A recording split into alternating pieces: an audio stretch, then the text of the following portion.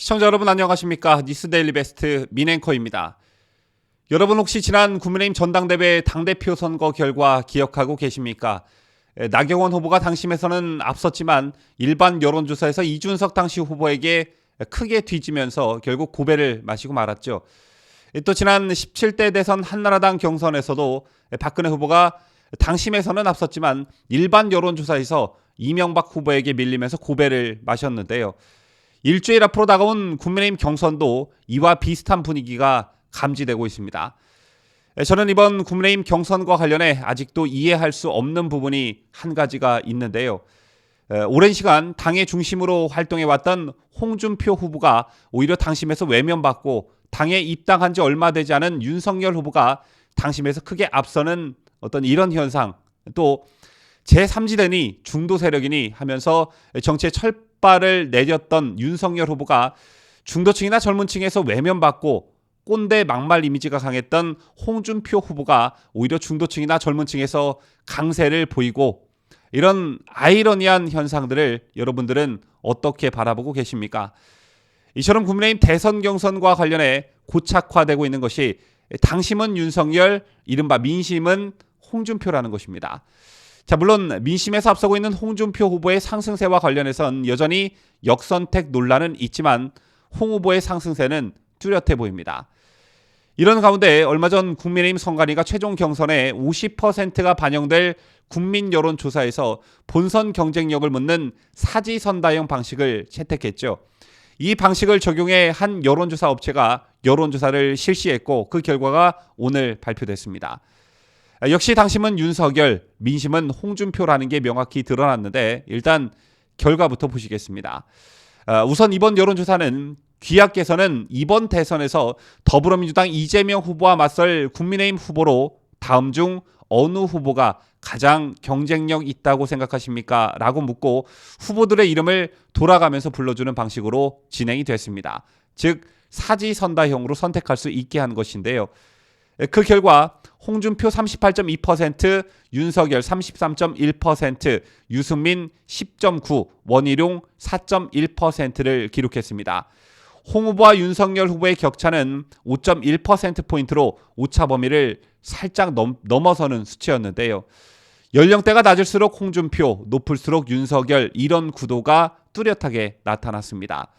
즉 20대, 30대, 40대에선 홍준표 후보가 강세를 보였고 60대 이상은 윤석열 후보가 강세였습니다. 50대에선 두 후보가 엇비슷한 지지를 보였는데요.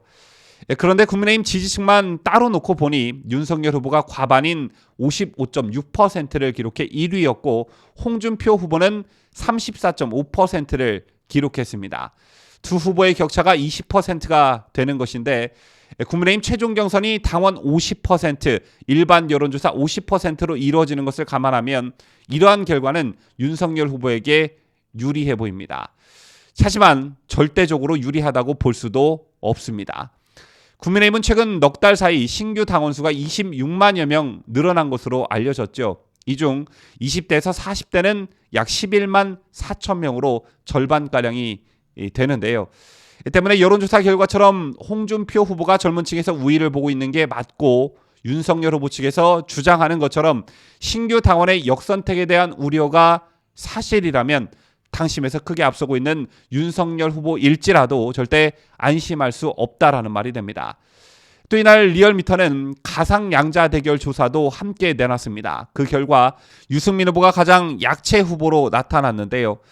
더불어민주당 이재명 후보와의 가상양자 대결에서는 유승민 후보를 제외한 야당 후보 3인이 이재명 후보를 모두 앞질렀습니다.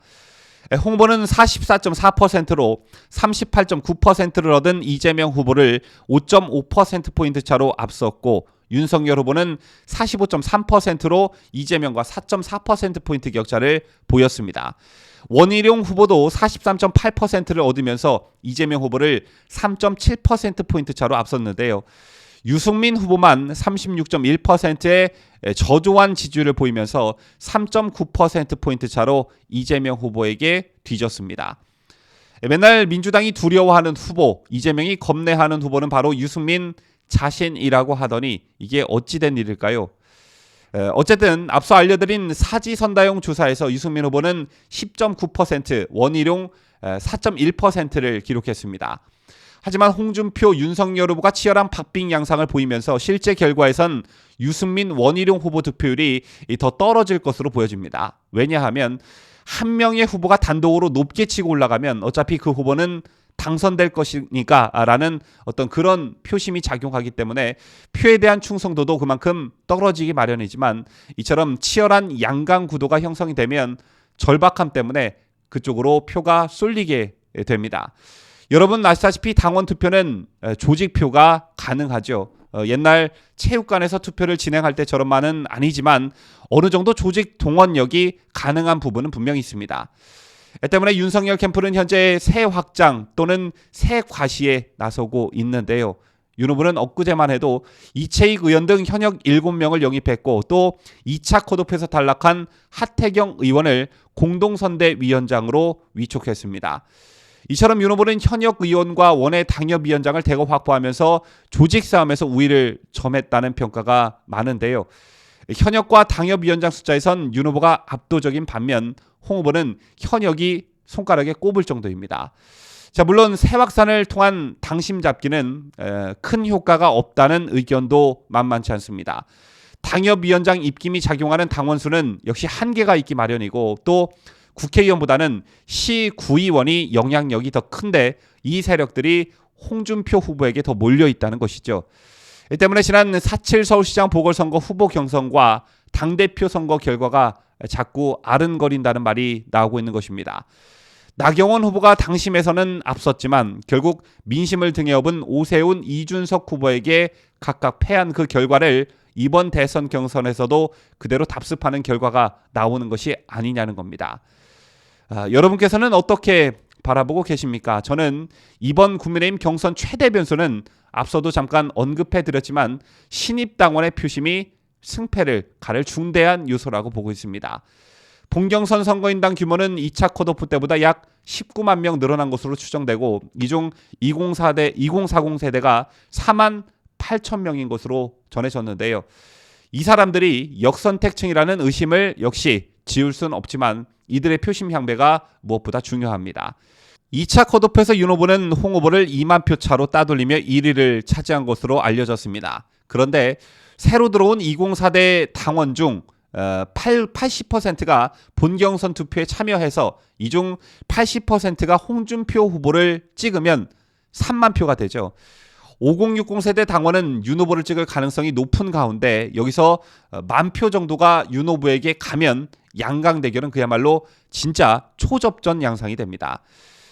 이제 정말 시간이 정말 얼마 남지 않았습니다. 과연 11월 5일 홍준표, 윤석열, 홍준표 이 두 사람 중 누가 웃을 수 있을까요? 또 이재명은 상대 후보로 누가 되길 바라고 있을까요? 지금까지 저는 자유대한민국을 소화하는 뉴스데일리 베스트 민앵커였습니다.